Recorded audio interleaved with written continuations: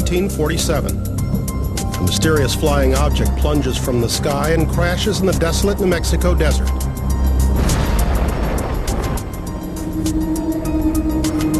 The otherworldly incident ignites a firestorm of speculation. Just exactly what was it that went down on the Foster Ranch outside of Roswell, New Mexico? The reports of the debris suggest something otherworldly. This was not of this earth. I've lived with this for 50 years, and again, I'm not sure what it was, but I do know what it wasn't.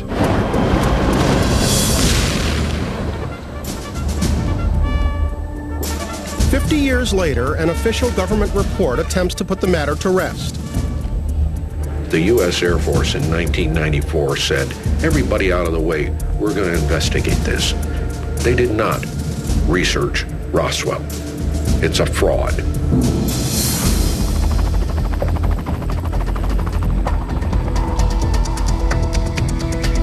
Now, in 2002, archaeologists from the University of New Mexico have returned to Roswell with a unique new mission: to use the tools of modern science to prove or disprove what some claim is science fiction.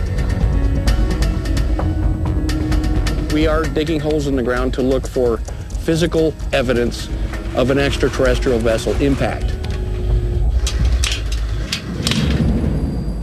1,300 miles west in San Francisco, another researcher hopes that computer technology will decide once and for all who covered up the Roswell incident in 1947 and why. I think this is indeed the smoking gun of Roswell that confirms there definitely were bodies recovered at Roswell. I'm Bryant Gumbel. Stay with us for the Roswell crash, startling new evidence.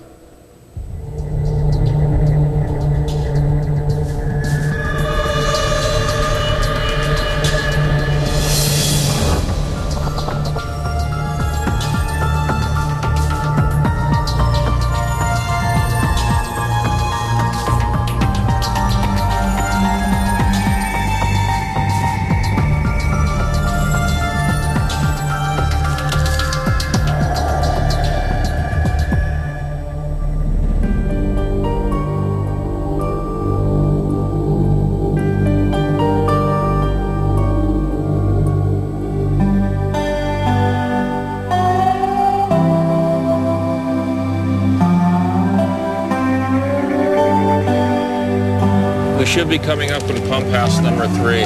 Okay, that would be the pump and the windmill, and that's the water tank, I presume. That's it right there. That's it. All right. Yes, we make a right here. Okay, so we're going to go Right down down this there. road here. We're 9/10 of a mile from the debris field. The terrain is both beautiful and unforgiving. Hundreds of miles of desert scrub, sheep ranches, and the occasional tarantula. It's hard to believe that this remote stretch of New Mexico desert may hold the key to one of the greatest mysteries of the modern age. I think it's just over this rise. All righty. It's starting to look familiar.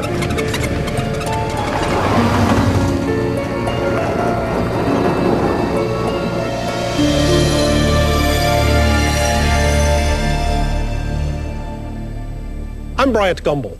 The Roswell crash has become one of the most enduring mysteries of the post-atomic age. The facts are indisputable.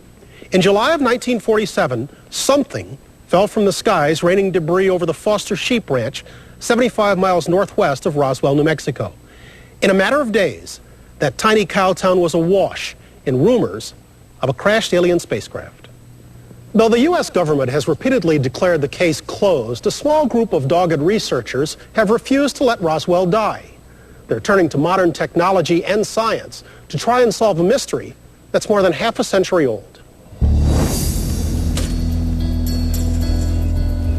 Tom, I can't believe you brought me here. We're here.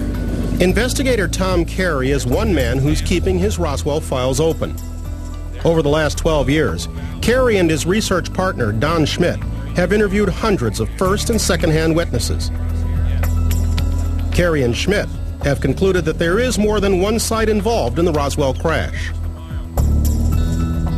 The main focus of the dig is the debris field, some 75 miles outside of Roswell. There are 3 sites.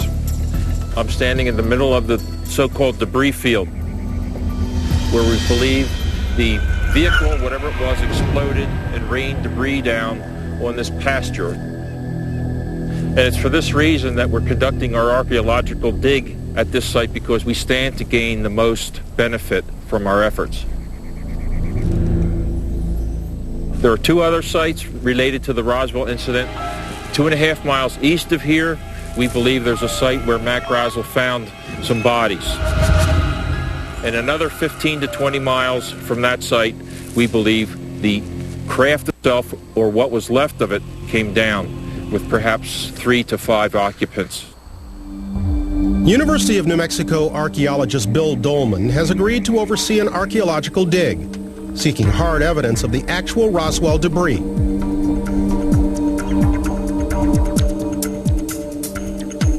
You could call it forensic science fiction. Everybody seems to agree that something happened in 1947 and that it involved a crash that left a mark and created debris. And there are many, many, many, many stories and many, many, many, many variations on those stories.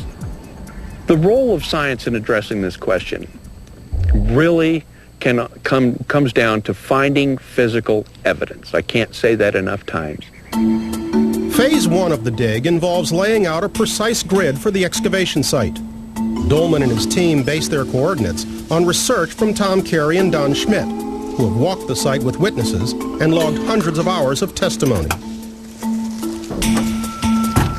Any crash investigators would suggest that no matter how top secret, no matter how secured a crash site, there will always remain pieces of debris, rivets, shards of material, something that decades later, archaeologists could go to the site and find evidence of. I have no doubt that if there is an impact place and it is located, that science and scientific methods can find physical evidence of an impact.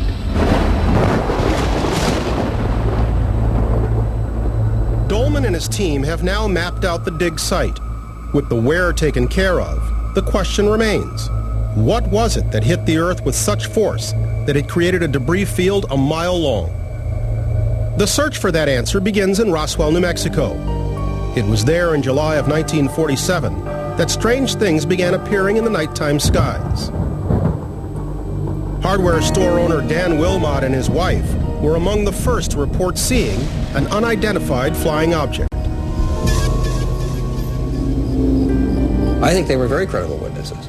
The Wilmots saw what they described as the classic flying saucer, like 2 wash bowls, one on top of the other, flying over on July 2nd, 1947 in Roswell. Outside of Roswell, southwest of Highway 285, William Woody and his father reported seeing a fiery object descending toward Earth. What's interesting about the Woody aspect of it is that he and his father, the next day or a day or two later, tried to go out to see if they could find where the thing fell and ran into the military cordon. So we've got an interesting little corroboration there. The military was interested in it and they were turned back by the cordons.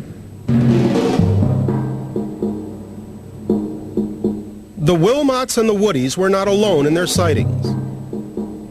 Other observers have reported seeing things in the sky roughly the same time, all flying in different directions. People driving down the highway from Vaughn and from Santa Fe coming towards Roswell saw the thing disappear behind the hills out there, about 35 miles north of town, then to the west, a series of little rolling hills. So you couldn't see when it crashed. Some eyewitnesses believed it was an airplane that's seen falling from the sky. But there are no records of any airplane crashes outside of Roswell for that weekend in 1947. There's absolutely no doubt in my mind that what crashed outside of Roswell was an extraterrestrial craft. Proof of such an extraterrestrial crash is now dependent upon good science and state-of-the-art imaging technology. Sid, here's your mark.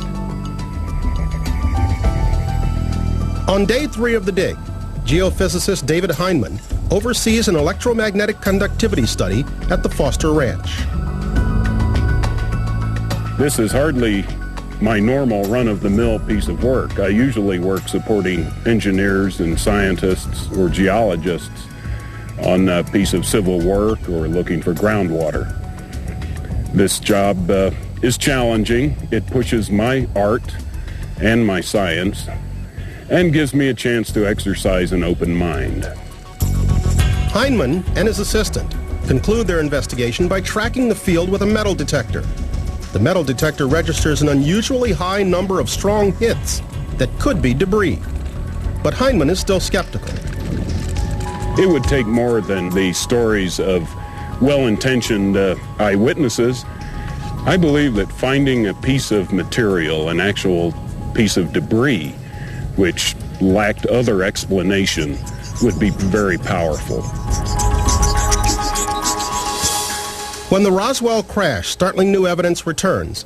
Heinemann's study reveals hot spots in the debris field that may be evidence of an extraterrestrial crash. And new Roswell witnesses share their stories of that famous night in '47 and its 55-year aftermath. It was a gray, but it was a weird gray. It was nothing I'd ever seen before or ever have seen since. We loaded it, and the 3 MPs come inside the airplane and got on top of that box. And we took off and flew it to Fort Worth. I wanted to get my retirement in. I didn't want to get kicked out or didn't want to go to Fort Leavenworth. So I kept my mouth shut about all this. The Roswell crash, startling new evidence, will return in a moment.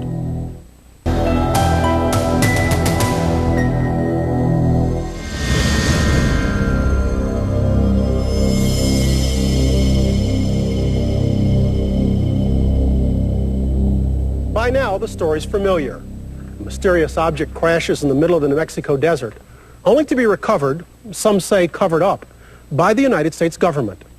Was it a weather balloon? Was it a Russian spy plane?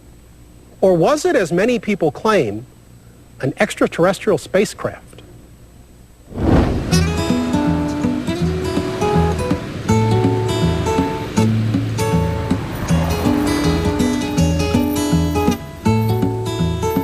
The search for hard evidence of the Roswell crash begins at the International UFO Museum in downtown Roswell.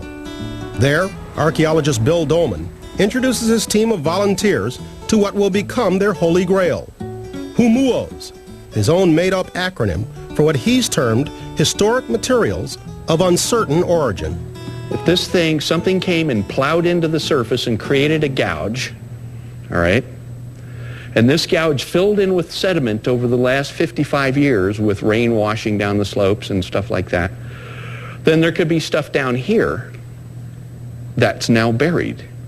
Or if there was a hole here and a piece came flying through the air and went and ended up down there, that would be part of it, and it would eventually get buried when this little kangaroo rat finally passed on to the next plane, and his hole filled in with dirt, and down there at the bottom of it is a HUMUO. Leaving Roswell at the crack of dawn, the dig team makes its way out to the debris field.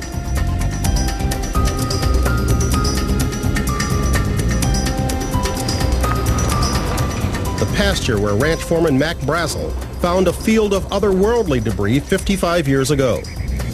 When the center line of the grid system was set up with advice from Tom Carey and Don Schmidt as the best known location for where the furrow was, where whatever impacted hit and scooted along and left a gouge and then flew back up in the air. Tom? The furrow's up there. The red flag. Right. It comes down this way. And it comes down through here. So the trajectory was... Elsewhere on the dig site, David Heinemann's electromagnetic conductivity study has revealed 2 notable anomalies, areas that show strikingly unusual soil characteristics. The anomalies are located right where witness testimony placed the gouge created by whatever crashed here in 1947. The red colors represent high conductivity. That's likely to reflect any subsurface features that might be the gouge or furrow that we're looking for. And so our plan is to begin with targeting the two major anomalies with test pits that you're going to be digging today and continuing to dig until you fall down. Volunteer Nancy Easley Johnston has come all the way from Colorado to participate in the dig. Her father, the late Major Edwin Easley, was Provost Marshal of the Roswell Army Air Base in 1947. He supervised the cleanup of this very site. It's probably true that we wouldn't be here looking the way we are with a fine-tooth comb, so to speak, had it not been for the good job that my father and his men and the other people who were involved did in cleaning up the site. Citing a vow he made to President Truman, Easley never told his family what happened all those years ago. This is the first time his daughter has ever talked publicly about the Roswell incident. The reason that I came to participate in looking for whatever might be out here is, gosh, we know something happened. And I'd love to know.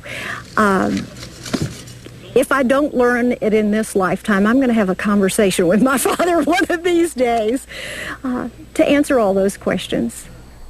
And more of these military officers who heretofore would only tell us that they were sworn to secrecy, that they still couldn't talk about it, would then finally say, well, I've waited all these years, and yet I feel that at least I owe you this much, and then would acknowledge that it wasn't a balloon, it was a flying saucer, it was something manufactured off the Earth. If the Roswell story is indeed true, how could so many salt-of-the-earth people keep such a secret for more than half a century? The military may have suggested to specific witnesses who saw something that they really rather they didn't talk about it and appeal to their patriotism, which in 1947 would have worked really well. We were talking different times and different eras, and I think we're dealing with people who were very honorable people in 1947. It was during the early 1940s that American flyboys first encountered mysterious objects that would later be classified as UFOs. It is in World War II where sightings of UFOs really spiked up in a very significant way. They encountered these glowing balls of light, for instance, that would pace a plane going at 300, 400 miles per hour and then shoot up in the sky. No one really knew what these were. Dubbed Foo Fighters, these strange balls of light were initially believed to be some form of psychological warfare developed by the Nazis. Foo Fighters were observed in the Pacific Theater as well as the European Theater. And they were observed by American, French, British pilots as well as German and Japanese pilots. You know, who do they belong to? What are they? No one really knew.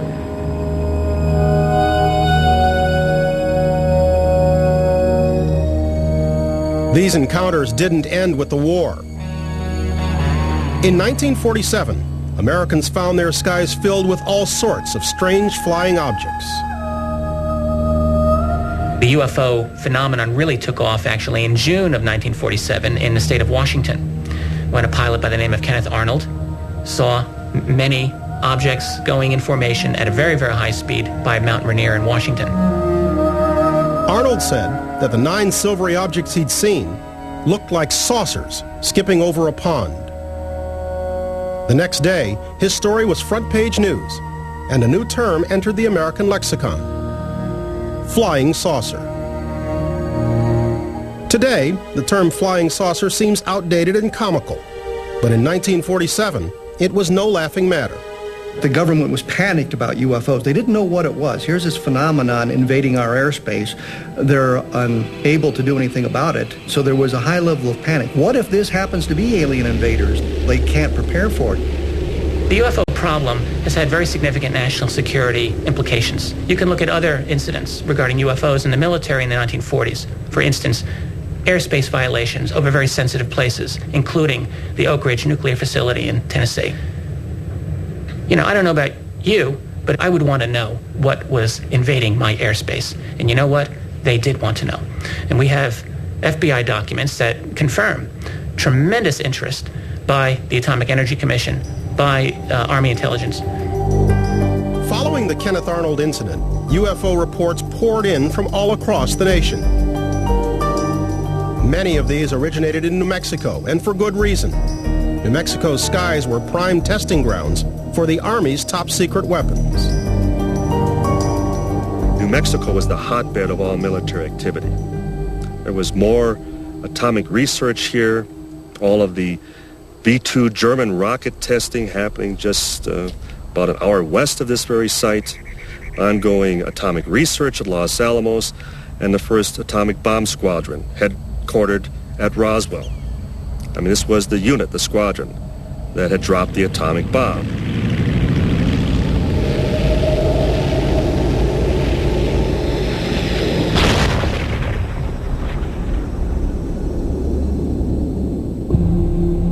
It was in Roswell on the night of July 2nd, 1947, that the Wilmots and the Woodies first glimpsed a mysterious flying object plummeting towards Earth.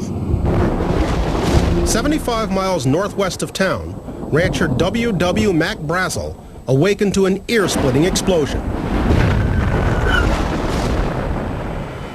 The next morning, he mounted up his horse and set out to investigate. The plain-spoken 49-year-old cowboy had no idea that he was about to ride into history and into one of the most perplexing mysteries of the 20th century. The Roswell crash, startling new evidence, will return in a moment.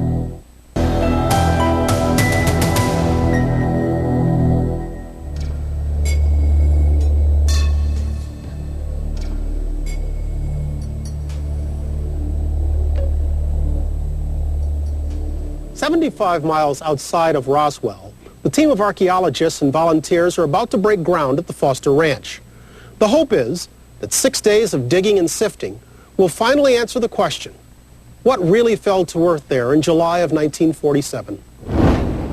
This is the first penetration of the ground by excavation equipment on the Foster Ranch dig in September of 2002.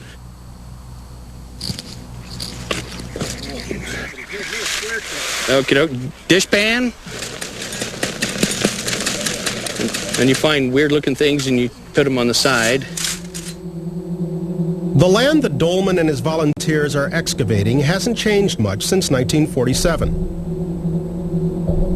Back then, Foster Ranch foreman Mac Brazel didn't have a team of archaeologists or a metal detector. All the 49-year-old cowboy had was his eyes, ears, and years of experience running a ranch. In all that time, he'd never seen anything like what he discovered on that steamy July morning. The whole thing had the appearance of something that had blown up high in the air and then fallen down. Whatever it was, his sheep wouldn't cross. So he had to divert them a mile around for them to water. The strange wreckage that Brazel discovered spanned an area 300 yards wide by a mile long. That parcel of land, known to investigators as the debris field, is where some believe an extraterrestrial craft blew apart and fell to Earth.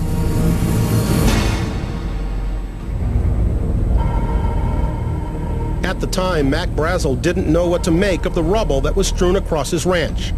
He grabbed some smaller pieces of the material and showed it to some neighbors. Like Brazel, they'd never seen anything like it. It's a piece of what we call memory metal. You can't cut it, scratch it, burn it, or deform it in any way. It will always return to the flat surface. Brazel would visit one of his neighbors at that time, Sally Tetralini. And as he would pull from his leather chaps a piece of that very material, and before her eyes as he would crumble it and open his hand and back and forth, and she would watch as it would always smooth right out. And her lasting impression was, even from that very moment, wouldn't it be great if clothes could be made of such material so I would never have to iron again? One of my favorite Roswell witnesses, what he said was, I never seen nothing that was so thin and so light, but you couldn't bend. I says, God Almighty, what the hell is this? And that's the essence of it. God Almighty, what the hell is this?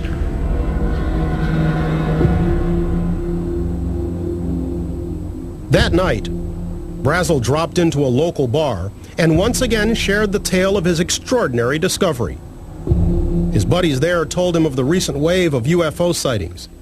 Someone suggested there might even be a cash reward for the wreckage he'd stumbled upon. I think Mac was just a plain, straightforward cowboy who thought he found something unusual and who may have had some hope for a reward, because at that time, with all of the excitement during the initial flying saucer flap, something like $3,000 total was being offered for physical evidence of what these flying saucer things are.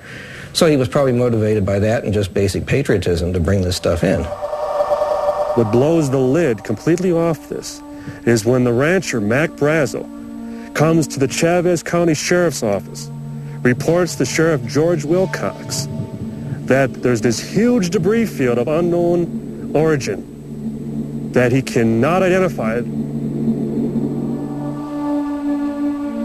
While Brazel was at the sheriff's office, a call came in from Roswell DJ and newsman Frank Joyce. It was a slow news day, and Joyce was looking for a scoop. The sheriff puts a man on the line, and it turns out to be W.W. Brazel. He's quite upset, and as the conversation went along, there were some rather sensational subjects came up, and I ultimately recommended that he go to the Roswell Army Air Force Base and give this information to those people, as they were flyers and would know what to do about anything that flies.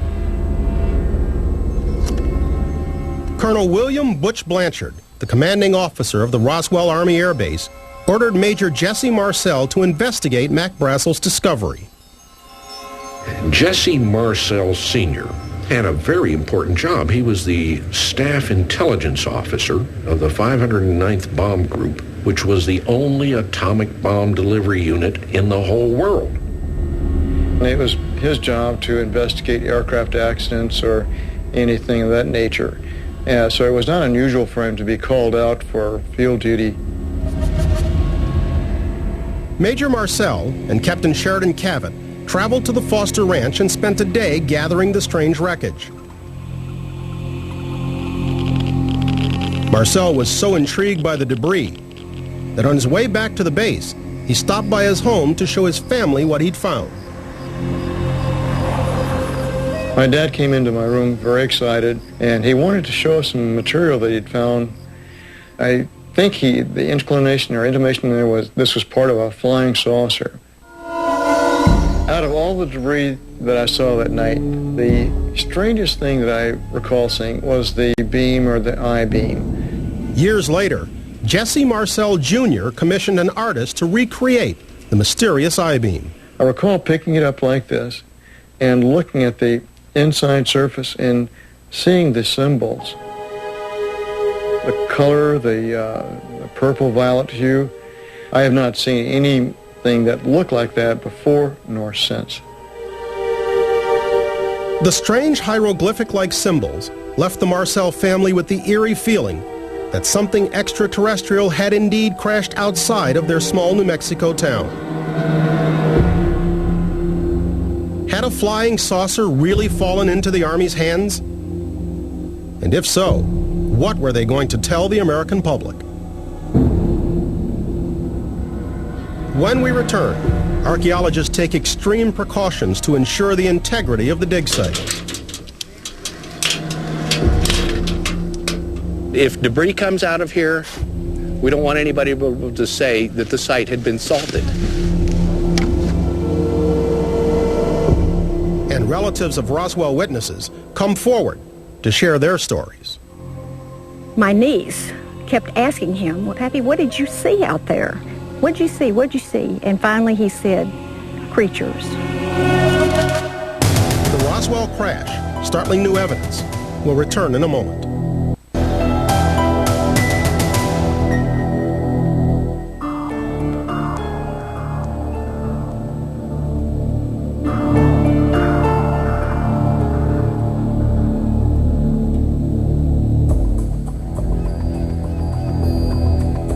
5 of the Roswell crash excavation. Archaeologists and volunteers are taking soil samples from every sediment layer and bagging and cataloging humuos, hoping they may be pieces of extraterrestrial debris. With each new find, however, head archaeologist Bill Dolman steps up precautions to keep the dig site secure. One of my main missions here was to ensure the integrity of this entire operation. If debris comes out of here, we don't want anybody to say that the site had been salted. Salting is a term for putting things in the site to make it seem as if they were there when they really weren't there. That's why there was security out here, to make sure that nobody disturbed it. Okay, Vicki, I want you to step in. We had specific security concerns given the fact that there's a lot of notoriety with the incident in Roswell. Every person that's involved with this group are signed to confidentiality agreements. We maintain access control, identification of people when they come and go. Yes, does anybody scheduled to come in? We have a vehicle coming in. Okay, we're going to move to intercept.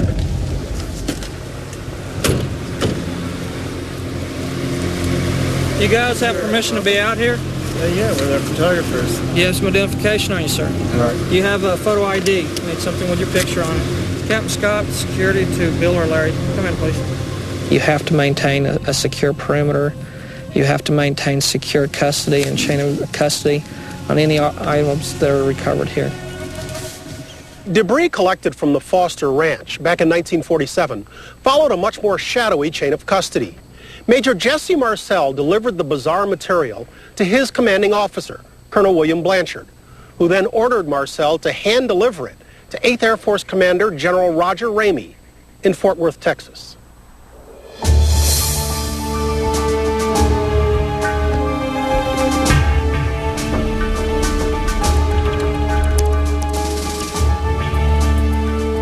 Robert J. Shirky, Assistant Group Operations Officer for the 509th Bomb Group, received Blanchard's B-29 requisition.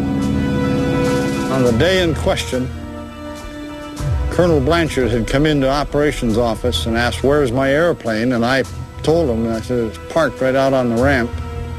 And it was a B-29. That he stepped back in the doorway and waved his hand and said, "Come on through." Major Marcel was one of the people coming through holding a box that had some aluminum-type looking pieces of metal. And in the corner of his box was one of the I-beams that everyone talks about.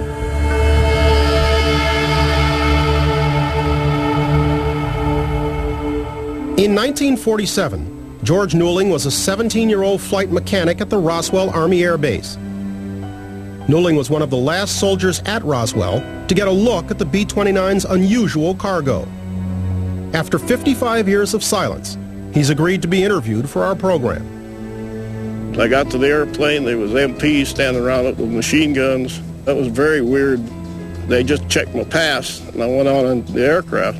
And that's when I spotted this object. It was a gray, but it was a weird gray. It was nothing I'd ever seen before, or ever have seen since.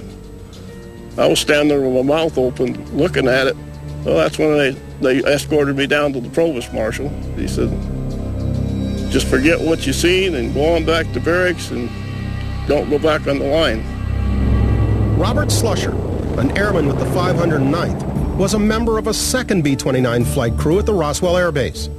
After Marcel left for Fort Worth with the wreckage, Slusher and his crew departed with a payload that was even more mysterious. It's a box.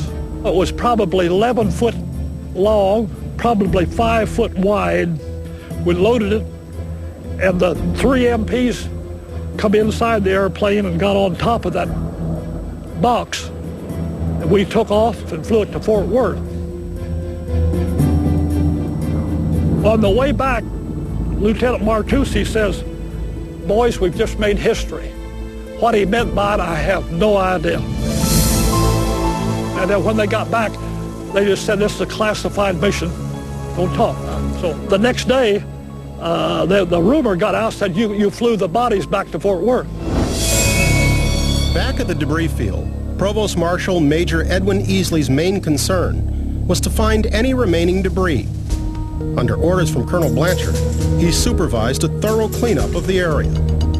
My father was asked to bring a contingent of men out here and secure the site to keep people from coming to the site. And later on, it's my understanding that he and his men cleaned the site and took away whatever was here.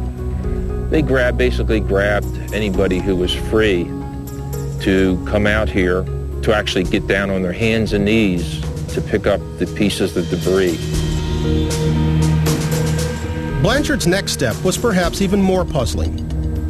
He contacted 25-year-old public relations officer Walter Hott.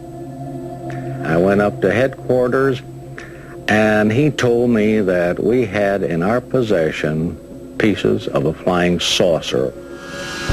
Told me what he wanted in a press release. This was information that was given to me by the base commander, and when he told me to do something, that was it. If the boss man said that we had a flying saucer in our possession, we had one, and that was it. Hott hand-delivered the release to the local newspapers and radio stations, then went home for lunch. By the next morning, the story was worldwide news. The phone was ringing off the hook all over Roswell, at the base, the sheriff's office, radio station, newspapers, etc. This is 2 weeks after the big noise began about flying saucers. Headlines all over the 44 states there were sightings. Meanwhile, after arriving at Fort Worth, Texas with his mysterious cargo, Major Jesse Marcel debriefed General Roger Ramey, commander of the 8th Air Force, on the sequence of events thus far. According to Marcel, General Ramey took him to the map room and said, point out where you found this stuff. And Marcel was a map maker by profession. We came back and they laid out this weather balloon while he wasn't there. He was taken completely by surprise. He didn't realize that they were going to pull this switch on him.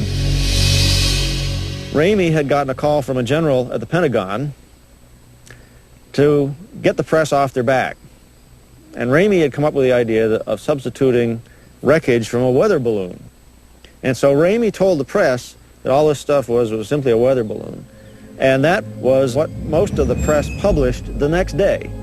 They never saw the real material. The real material went on to Washington at that time. So Marcel is ordered to pose with the substituted radar reflector balloon. So the first press release that it was a flying saucer, and 6 hours later, we're sorry, ladies and gentlemen, it's just a weather balloon. The question is, which press release is the true story? The next day you had stories like Ramey washes out Roswell saucer, or words to that effect. By the time Marcel returned home to his family, Ramey had made his orders clear. When he came back in, he was very serious about never describing this again. Treat this as a non-event, didn't happen. Don't talk about this with your friends. Just don't let them know anything at all unusual happened, which, of course, I obeyed. We didn't even discuss it amongst ourselves for quite a while. When we return, the Roswell case goes underground, only to resurface with more tales of government cover-ups, disappearing records, and alien bodies.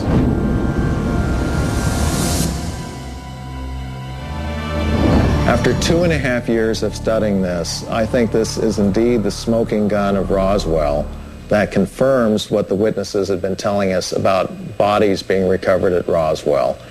And there has indeed been a cover-up of what happened.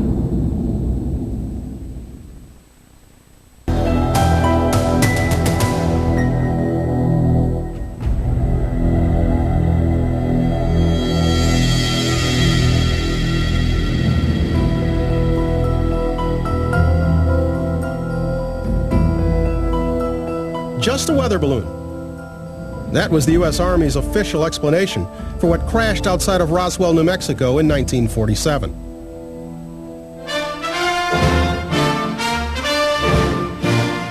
In the months and years that followed, the military launched a PR offensive, aimed at reassuring anxious Americans that the skies were safe from alien invaders. It does not contain any pattern of purpose or of consistency that we can relate to any conceivable threat to the United States. Public interest in the last few years has increased very greatly in the phenomenon which has been identified as flying saucers. These stories have led to much fiction and much fancy.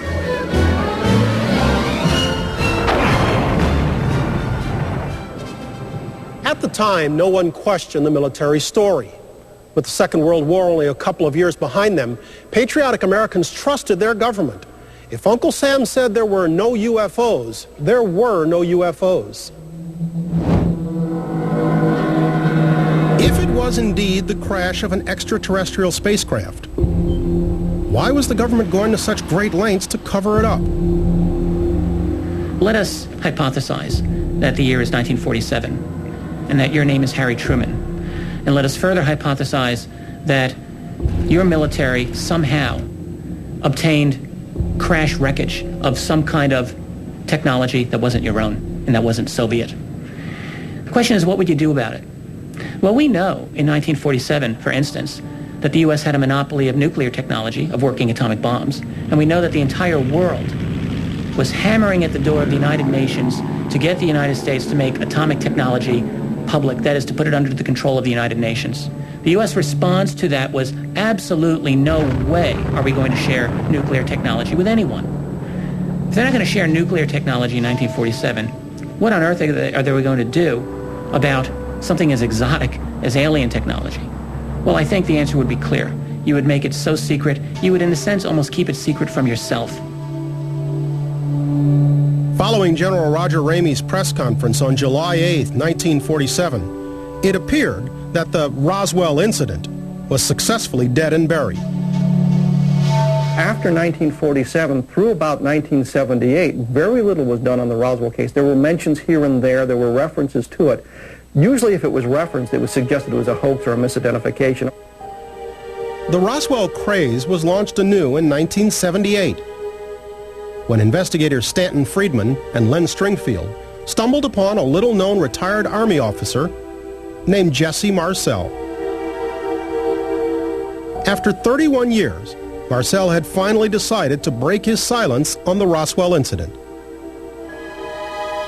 He tells me the story about being the intelligence officer at the base here in Roswell, getting a call from the sheriff's office, going out with the counterintelligence corps man, with the rancher who would come in with pieces of this weird stuff, following them out because there's no way to tell anybody where that debris field is, and seeing all this stuff strewn out of an area 3/4 of a mile long, a few hundred feet wide. One thing I was certain of, being familiar with all air activities, that it was not a weather balloon, nor an aircraft, nor a missile. It was something else of which we didn't know what it was. They were just fragments strewn all over the area, so we proceeded to pick up the parts. A lot of it had a lot of little members with symbols that, to me, I call them hieroglyphics because I could not interpret them, could not be read. They were just like symbols of something that meant something. These little members could not be broken, could not be burned. I even tried to burn that, would not burn. See, that stuff weighs nothing. It's not any thicker than tinfoil in a pack of cigarettes. Yeah, my dad never changed his story. He was convinced this came from some other place, though, meaning another solar system. He never divulged what he thought it was, except, well, the flying saucer thing, whatever that meant. By the time Marcel went public with his story in 1978, many of the key witnesses in the Roswell mystery had long since passed away. Rancher W.W. Mac Brazel, the man who led Marcel to the debris field, died in 1963. Despite Brazel's death, his story lived on, thanks in large part to other witnesses, like Frank Joyce. In the late 1970s, Joyce first elaborated on Mac Brazel's role in the Roswell incident. Joyce told investigators that within a day or two of Brazel finding the wreckage, the rancher changed his story after being detained by the military for several days. He comes into the station and he said, we've discovered that this was a weather balloon. He said, I was told to come and tell you this story, or it would go hard with me, meaning him, and then I advised him that they couldn't tell him what to do, that nobody is going to be able to put pressure on him. And after making my little speech, again in that very quiet voice, Brazel says, I'm not so sure of that. Joyce also claims that the cowboy found more than space-age debris out in the desert. The retired newsman says that Brazel saw dead alien bodies.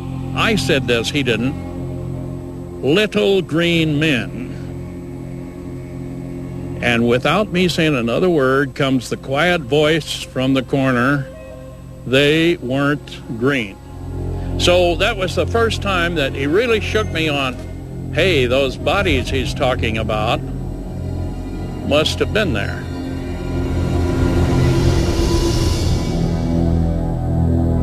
The question of alien bodies has fascinated Roswell investigators for years.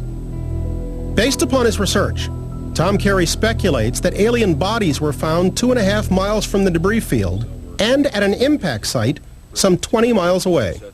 We're talking up to 8 bodies that we believe were involved in the crash. We also have testimony from a number of people that at least one was alive, perhaps 2, when the military got here. There are no known living witnesses who claim to have seen the bodies with their own eyes. Most of the testimony collected by investigators comes via second-hand witnesses, like Roswell mortician Glenn Dennis. Dennis says he learned about the alien bodies when he ran into an Army nurse that he knew. She was hysterical and told him she had just been forced to assist in an alien autopsy. What they wanted her to do was to write down what they were examining, and said there was a trash bag that was open with 2 very mutilated small bodies that looked like kind of ancient Chinese. On another gurney, there was the limbs and everything were severed, but the torso, they would take a forceps and turn overhand, and they would describe so many centimeters, 4 fingers, little pads, it looked like little pads with little miniature suction cups. The heads were very large, pliable like newborn children, and their eyes were very large. Dennis claimed that while at the base, his life was threatened by an officer. There was another captain standing there, and he came up and he tapped me on the shoulder and he said, don't go in and start a bunch of rumors. So I didn't like his attitude, and I said, I'm a civilian, you can't do anything to me, you can go to hell. And that's when he really punched me a little bit, and he said, somebody will be picking your bones out of the sand if you do. There are other Roswell citizens who recall eerily similar events. Today, Pete and Mary Anaya are fixtures in New Mexico Democratic politics. But in July of 1947, they were a young working-class couple in Roswell. At the time, Anaya was a cook at the base. He says his good friend Joseph Montoya, then Lieutenant Governor of New Mexico, also saw the alien corpses. My brother used to know him real good, and so did me. He came down one time to campaign for Lieutenant Governor, so he told me and Ruben to take him to the base. He came out and he told us he saw 3 little men, but the head was that big. And then he said they were funny-looking bodies. He didn't want to talk no more. He was really, really, really upset. Anaya says that Montoya was so shaken up that he asked to go to his house for a drink. Anaya's wife Mary was the next person to hear the Lieutenant Governor's tale of dead aliens. We took some drinks, and I mean, not only 1 or 2, it was quite a bit. He was pretty shaken. We wanted to know more, because I didn't want to believe that, at the first I didn't want to believe that they had seen little people. Once he calmed down, Montoya refused to discuss the matter in public ever again. Like Glenn Dennis, Anaya says his and his brother's lives were later threatened. The sinister message was allegedly delivered from the airbase by Sheriff George Wilcox. The sheriff came in and talked to me and him, and I told the sheriff what's going on. And then the sheriff told us, you better keep your mouth shut. because if you won't keep your mouth shut, you're going to get killed. Perhaps the most compelling story about the alien bodies is attributed to the late Major Edwin Easley, who served as the Provost Marshal of Roswell Army Airfield in 1947. His youngest daughter, Nancy, a dig volunteer, tells of her father's reluctance to discuss the Roswell incident. Whenever we would ask him about Roswell, he would simply tell us that he had promised President Truman that he would not talk about it. He kept his word. He wouldn't engage in these conversations until he was dying. He was already on high doses of morphine. My niece kept asking him, well, Pappy, what did you see out there? What'd you see? What'd you see? And finally he said, creatures. At one point in a conversation, I said to him, are we following the right path? And he said, what do you mean? I said, we think it's extraterrestrial. And he said, well, let me put it this way, it's not the wrong path. I think Edwin Easley's testimony is important because it leads sort of to the bodies, it gives us a hint to the importance of military attached to it, and it gives us a lead about how important the administration thought it was. A key to proving that bodies were actually recovered from the crash is to find the impact site itself. According to Kevin Randall, finding proof of bodies and the impact site will be a tall order for even the most seasoned investigator. Unfortunately, some of the witnesses that we had put some trust in turned out not to be as credible as we had hoped for. We know that there was a second site, and there may have been a third or a fourth site, depending on how the thing broke up. But we just don't have someone who was standing on the site and could point, yes, it landed here, and the bodies were here, and this was there.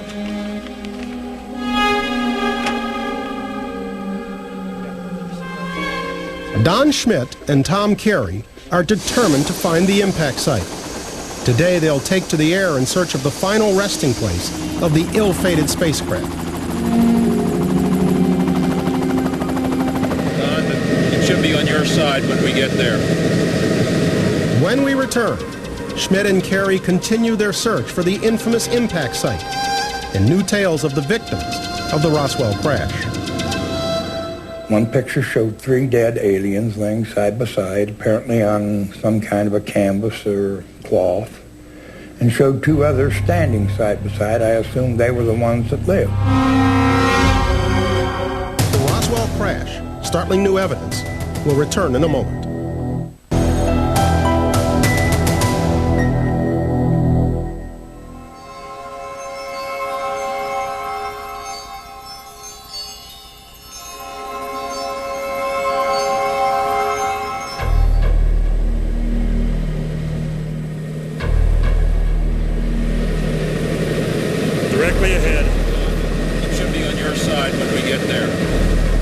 Schmidt and Tom Carey have spent more than a decade investigating the Roswell incident.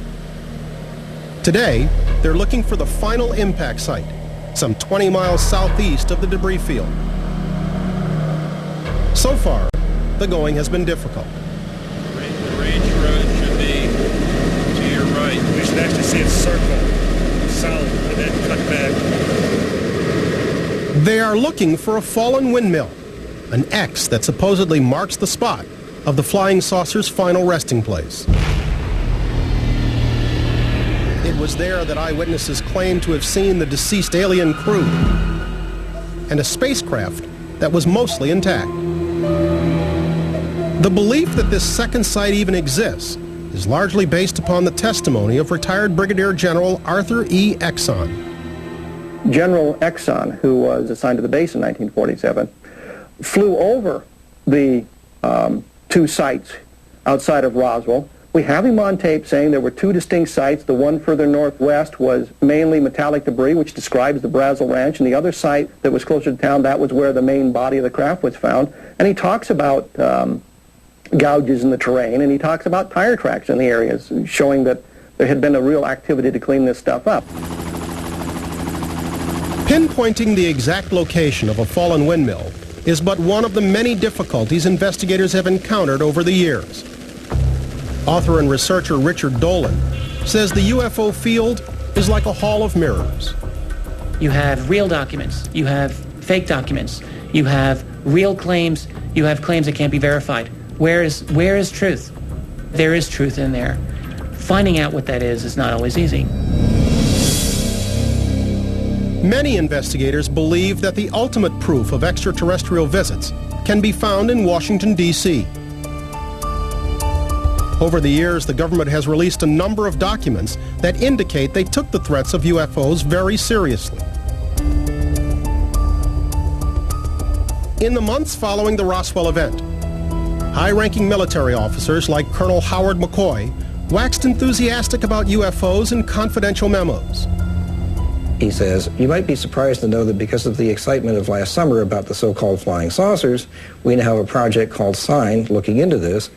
We have hundreds of sightings by very credible witnesses. We're very concerned about this, and I cannot tell you how much we wish one of these things would crash someplace where we could recover it. Project SIGN eventually became Project Blue Book, a government investigation of UFO sightings spanning more than 20 years. Even though Blue Book confirms 701 sightings that could not be explained, the program was shut down in 1969. Since the closing of Project Blue Book in 1969, the United States Air Force has issued fundamentally the same statement about UFOs. We undertook a 20-some-odd year study of UFOs. We didn't find anything to be unusual or threatening the national security. Therefore, on the basis of that, we closed Project Blue Book and we don't investigate UFOs.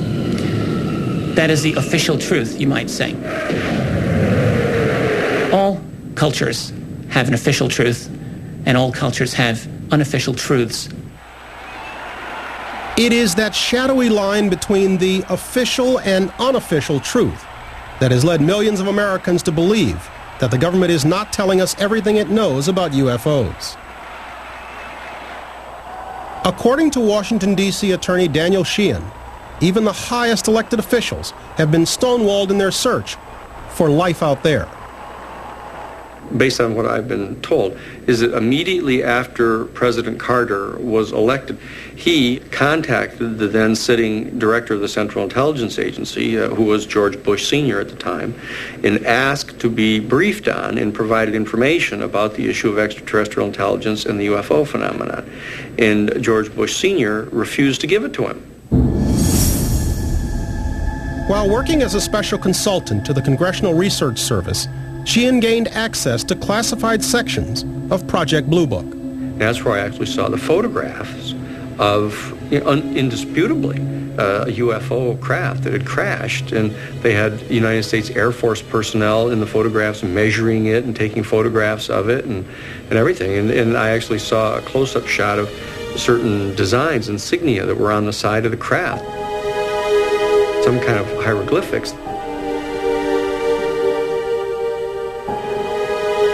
Recently, Mo Cox, a retired United States Air Force sergeant, came forward claiming that he too saw classified photos from Project Blue Book. This is the only on-camera interview he's ever given.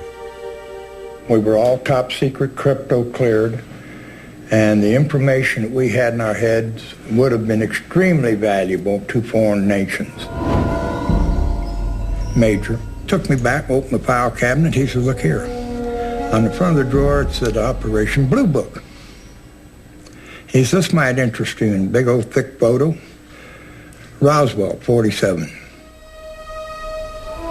One picture showed 3 dead aliens laying side by side, apparently on some kind of a canvas or cloth, and showed 2 others standing side by side. I assumed they were the ones that lived.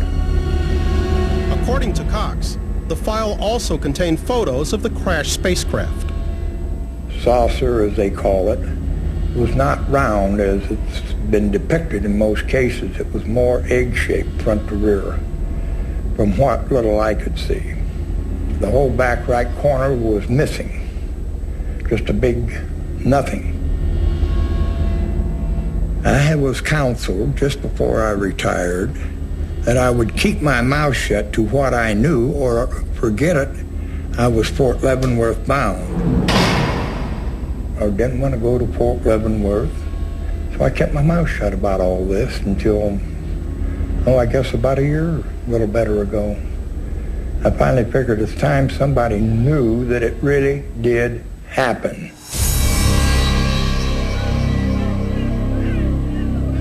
During the 1980s and 90s, investigators filed numerous Freedom of Information Act claims in an effort to have such information declassified. Their efforts were unsuccessful. Here it is. Perfectly normal looking, top secret plus. You never see the plus. That's special compartmented information. We expected a little censorship, and, it's not too surprising that there's some blacked out stuff. But then it gets so darn heavy. And it's truly laughable. You're telling me there's no cover-up? This isn't the documents, remember? This is the justification for withholding the documents. Somebody actually went through and measured this stuff, and it's 75% blacked out. Ironically, the government has rejected numerous Freedom of Information requests, citing national security concerns. This despite their earlier findings with Project Blue Book that UFOs pose no significant security threat. In 1993, at the urging of the late New Mexico Congressman Stephen Schiff and the Government Accounting Office, the Air Force agreed to investigate the Roswell incident. They released their findings in 1994. Finally, they came down to this Project Mogul balloons that were being launched at Alamogordo starting in early June of 1947. The Mogul was a classified project, and it was a very important project. The function of Mogul back then was to send aloft balloons with special equipment that would be able to detect when the Soviets detonated an atomic device. C.B. Moore was a physicist working on Project Mogul in 1947. We used a long train of about 28 balloons, and radar targets consisted of aluminum foil laminated onto a fairly tough parchment-like white paper, and they were deployed on sticks of balsa wood. Moore and his colleagues launched the first of these Mogul balloons on June 4th, 1947. They eventually lost track of the balloons. Moore believes they fell to Earth on the Foster Ranch, only to be found by Mac Brazel. I think this was some sort of comedy of mistaken identity. The people at Roswell had no idea what we were doing. The rancher apparently got the idea that he had recovered a flying saucer. Research scientist Dave Rudiak has a hard time believing that experienced military personnel would mistake weather balloons and radar targets for a flying saucer. The materials used in the Mogul balloon were off-the-shelf weather materials. This is a small weather balloon I picked up at a Army surplus store. And any child knows what a balloon looks like. And this mysterious foil paper that they made the radar targets from is the same stuff that Hershey had been wrapping their candy bars with since before 1920. It was a common consumer product for over 30 years before Roswell. And so unless the guys at Roswell never had candy bars or chewing gum, they would have been pretty familiar with it. I have a difficult time believing that Jesse Marcel, as the intelligence officer of the 509th Bomb Group, the only atomic strike force in the world at the time, was so incompetent that he couldn't identify weather balloon remains when he saw them. In 1997, the 50th anniversary of the Roswell incident, the Air Force issued its final word on the subject. The Roswell report, Case Closed, addressed the question of eyewitness reports of alien bodies. Their second final report was to deal with the bodies, and they came up with anthropomorphic dummies that they were using to test ejection systems and parachutes from high altitudes, which is fine, but the test didn't begin until 1953, 6 years after this event, so it makes no sense. So whom should we believe? Was it a weather balloon and crash dummies, as the Air Force has claimed, or was it something extraterrestrial? Research scientist Dave Rudiak thinks he has the answer. A 55-year-old photo that he believes to be the smoking gun of the Roswell incident. And this is General Ramey. In his hand, he's holding this message, which is so important. The image is of sufficient quality that we can read quite a bit of the message. And it tells a very remarkable story. When we return, Dave Rudiak uses computer technology to reveal the contents of General Ramey's top-secret memo. The Roswell crash, startling new evidence. We'll return in a moment.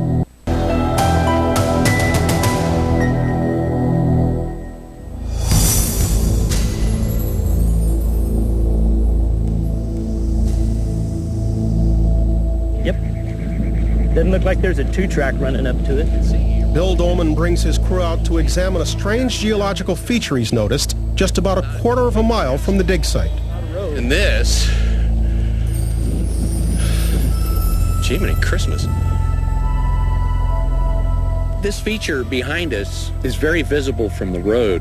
And probably the first or second day we were working out here, we noticed it on the side of the road and everything. Oh, what the heck is that? Well, this alternative furrow, I'm going to call it the alternative furrow, is 70 degrees east of true north. 54 degrees difference. Something disturbed the ground there in a wide enough area to initiate a 30-meter-long erosional feature. Then it wasn't a cowpath, and it wasn't a two-track, and it wasn't a natural drainage because it doesn't go down slope. It cuts across the slope. We have an anomaly here. Dolman and his team map and measure the new anomaly for future study. Since it lies so close to the generally accepted location of the debris field, could the fading memories of now deceased witnesses have been off by a quarter of a mile or so? We came out here to investigate a furrow that nobody can see on the surface. One of the major questions we started with is, where is that furrow? And if they had taken me to this feature and said, this is the furrow, I would have gone, oh, yeah, there's something there. While you guys are getting ready to map this thing, I'm just going to cruise around here and see if I can find anything else. Okay.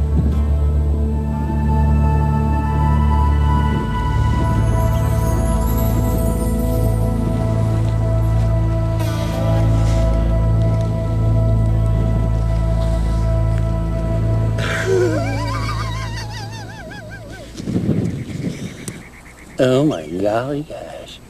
It's a freaking weather balloon. And I was just completely surprised and thought it was hugely ironic that right around the corner we have a furrow and a weather balloon. Dolman's discovery of a weather balloon might be more than just ironic. It could mean that the Air Force's original explanation of the Roswell crash was correct after all. Should the case ever develop that we would find anything conventional suggesting that it was part of the Air Force theory as to what actually transpired out here, we would first of all rely on the background, the experience of the archaeologists involved to establish the provenance of that material. Was it something that was here dating back around 50, 55 years?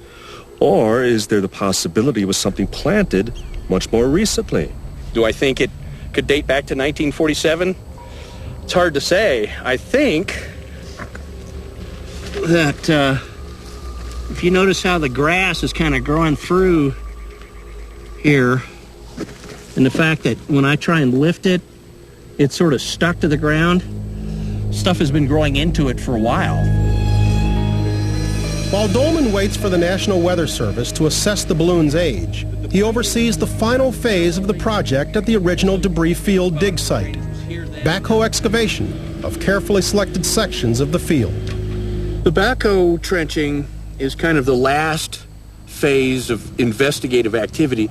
But we can look at a backhoe trench just like this one in the side of it, look at the stratigraphy that shows up in it, and see whether or not there's evidence of a furrow.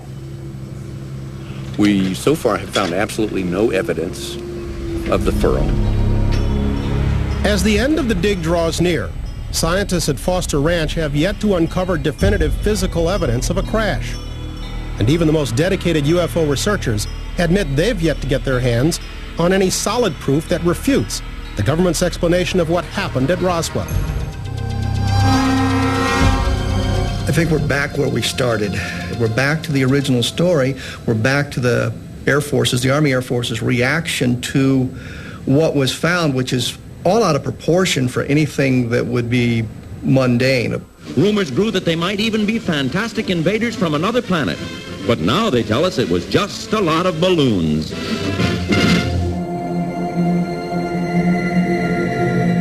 UFO researcher and author Carl Flock considers himself a former Roswell believer who has now become a skeptic. I'm very, very sympathetic with people who find it difficult to let go of Roswell, if you will. There is this kind of natural human tendency to begin to discount the things that you really don't want to hear and to emphasize the things you really do want to hear, and I kind of think of this as the will to believe, if you will. And I went through that with Roswell. Over the years, skeptics' arguments against Roswell have gained momentum, as some of the elements of eyewitness stories seem to have lost their credibility. With the passage of time, stories have changed, details have come back unconfirmed, and many hopeful researchers have hit dead end after dead end. So I got my heart broken a couple of times. Initially, I thought the people with the aliens rolling around in the dust were telling the truth. It hurt to find out they weren't.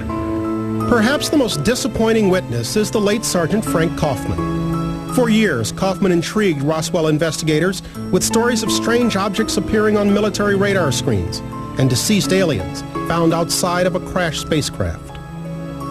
When you start looking at the basic elements of the story that goes beyond the initial find of some kind of strange debris, they all track back to Frank Kaufman.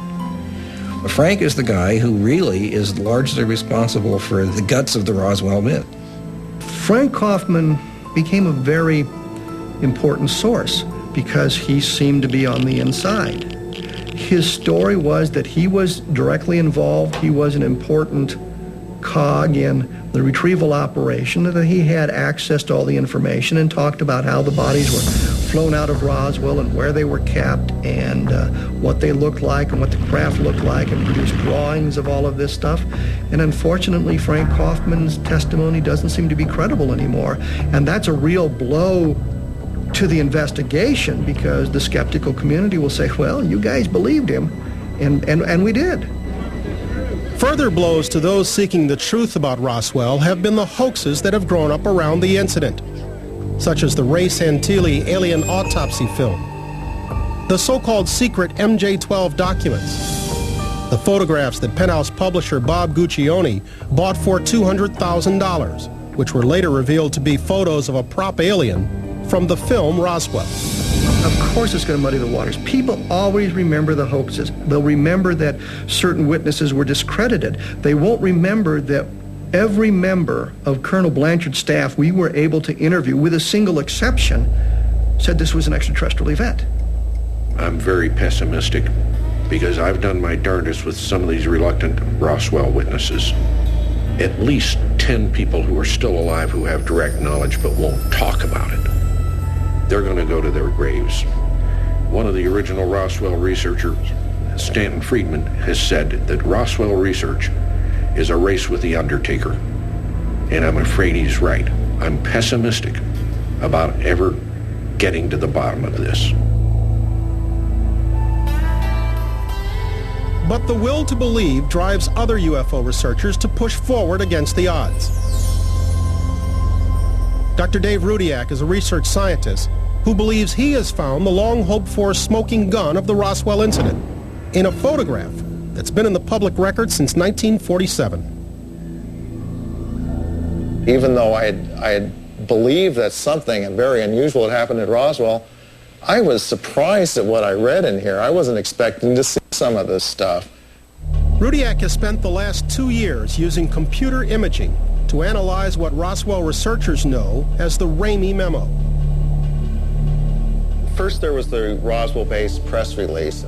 About an hour after the press release, General Ramey was already speaking on the phone to reporters in the Pentagon press room and saying it looked like a weather balloon to him and a radar target, and that is in fact what is pictured here. So they brought in the photographer from the Fort Worth Star-Telegram.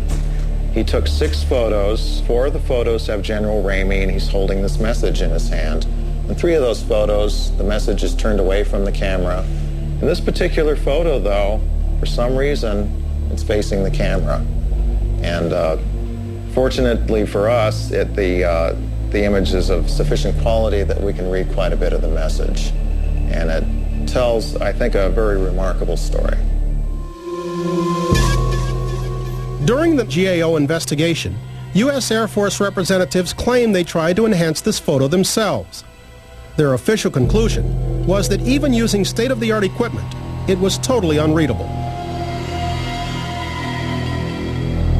This is the memo the Air Force said that their high-level government organization, photo analysis lab, could not read anything on. And if we zoom in here, you can obviously make out some of the words quite easily. And everybody sees this here. This is, the two words here are weather balloons.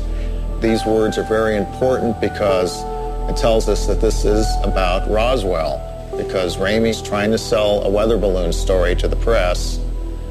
It's not his lunch order, it's not his laundry list, it's not Mrs. Ramey telling him to bring groceries home. All right.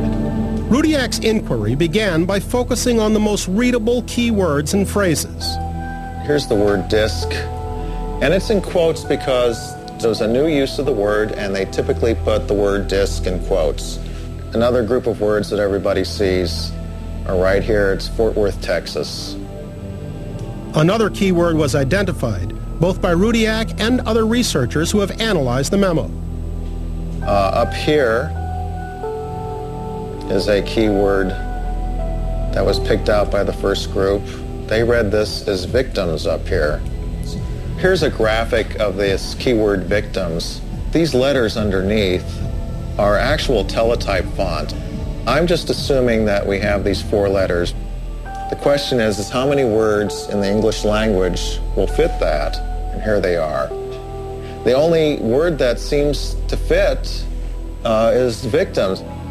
So the word victims is critical because it's really the first documentary confirmation that there actually were casualties or bodies involved with Roswell. It's all been based on witness testimony up to this point. Rudiak believes that by piecing together the most legible words and phrases, even the simplest reading of the Ramey memo is incriminating. Of course, if you have this phrase up here, which is in the first paragraph, says, and the victims of the wreck. If there were victims, this can't be explained by a balloon crash.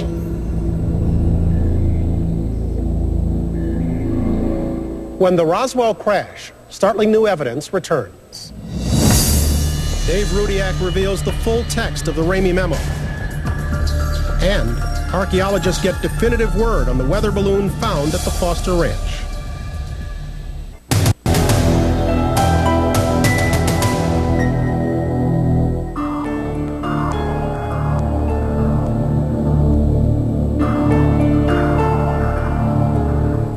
As the sun rises on the final day of the Roswell debris field dig, a police escort leads 2 security vans into downtown Roswell. Their cargo? 66 bags of soil samples and humuos, historical materials of uncertain origin that have been under guard since they came out of the debris field.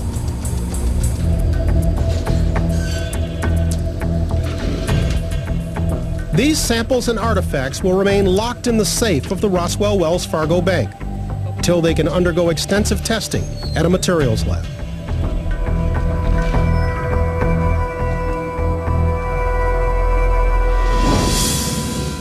The mystery's over for one artifact found in the field. The National Weather Service estimates Bill Dolman's weather balloon to be no older than 10 years, and certainly not a remnant of the 1947 Roswell crash.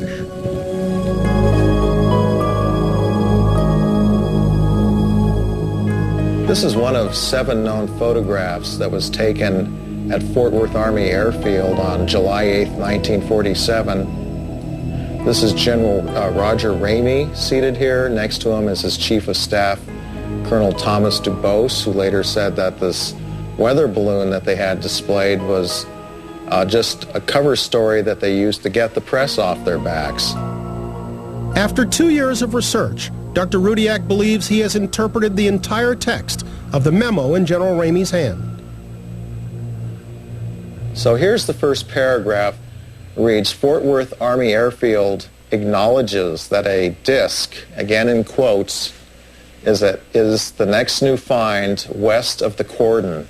If I'm reading this correctly, they found the main disc west of the cordon, and General Ramey is confirming this. And then it goes into this phrase, and the victims of the wreck. You forwarded to possibly the team, some sort of team at Fort Worth, Texas. So you have something in the disc, the aviators in the disc. They were going to ship them by a B-29 special transport, it's abbreviated as ST, or a C-47. I have about 80% confidence in what I have here. I think at least 80% of the words are correct here. I think even if people contest most of the words that I've come up with, that there's enough words that are clear enough, such as in the disc, victims of the wreck, that it puts the lie to the whole balloon explanation, and also to the Air Force's claim in 1994 that nothing could be read in this message. 3 weeks after the backhoe excavation, Bill Dolman returns to the dig site to examine his results. In one of the trenches, he is surprised to find what could be an impact mark, right where the experts said there'd be one. Something moved the original natural soils and sediments from here at some time in the past, and then it filled back in. It happened long enough ago that this feature was not evident on the surface at the time. But does any of this evidence bring us closer to solving the riddle of Roswell? What we have done is find some things that are suggestive, taken soil samples that could be looked at microscopically for some kind of debris evidence. We came up with some surprises. One of them's over the hill and is clearly, to my mind, not a cow path and not an old two-track that's eroded. And it was quite a surprise. Someone could come along and take part of our results, selectively draw upon the results of this study and say that they were offering indisputable physical evidence. But it would not be true. No, we got something that's unexplained. The Roswell incident has become an integral part of New Mexico state history. Back at the university, Dolman briefs Governor Bill Richardson on the results of the dig. And the initial impact point was right in here, according to Don Schmidt, who's basically a technical advisor to the project and a leading UFO researcher. The exciting part about this was that, wow, we've got a stratigraphic anomaly right where there should be one. We've got something, right? It's intriguing. I don't think the U.S. government has fully disclosed everything they know. And what I think is important is that we, through science, through the Foster Ranch Project, we get to the bottom of something that's perplexed many Americans. The question as to whether or not our United States government has actively set up some type of a program that conceals information about extraterrestrial civilization or the UFO phenomena, I believe that it's absolutely certain. It's beyond just a probability. I feel that they've been waiting until several of us old white hairs die off who were there. Then they can say anything they want because there's no one to refute them. In October of 2002, the Sci-Fi Channel and former Clinton Chief of Staff John Podesta held a joint press conference in Washington, D.C., demanding the U.S. government release its files on unidentified flying objects. It's time to find out what the truth really is that's out there. We ought to do it really because it's right. We ought to do it because the American people, quite frankly, can handle the truth. And we ought to do it because it's the law. The Foster Ranch dig has been a symbolic first step, melding science with what was formerly pseudoscience, the hunt for solid evidence of UFOs on Earth. The team leaves the dig site with as many new questions as answers. Questions which are all the more poignant for those with personal ties to the Roswell incident. I think it's very important people know about what happened here in Roswell. It happened, and it was shielded and hidden. I want to know why. What happened? And that's all I want. When I'm birthday, 80 years old, I want to find out before I die.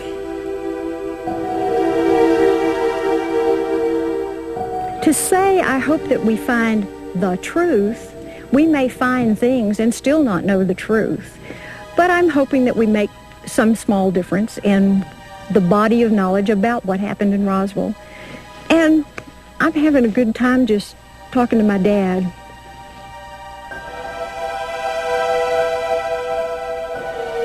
Our solar system is just a grain of sand tucked away in an out-of-the-way place in a very ordinary galaxy. What this has left me with is the knowledge that we certainly are not alone in the universe or even in our galaxy.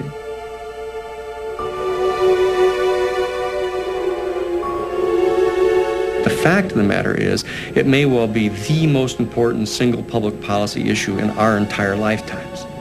People just don't know it yet, but they will. I want our people to be prepared for this so that we can take our place as full and equal citizens in a galactic civilization.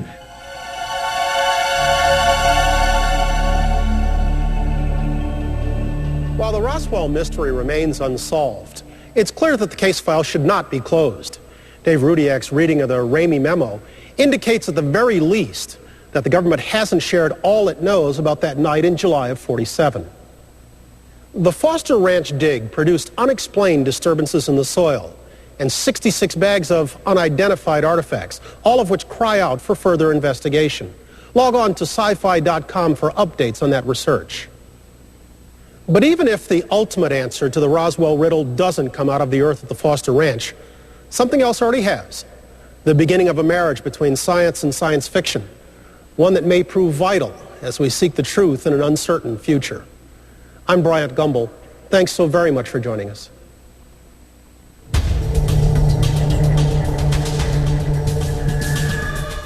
Next on Sci-Fi, Quest for Atlantis, startling new secrets. Peter Jackson, George Lucas, Steven Spielberg. Just a few who have taken us to worlds beyond our imagination. Discover what driving force inspired them to become the visionaries they are today. If I hadn't seen that movie, I wouldn't be doing what I'm doing today. Sci-Fi Boys premieres tonight at 11 on Sci-Fi.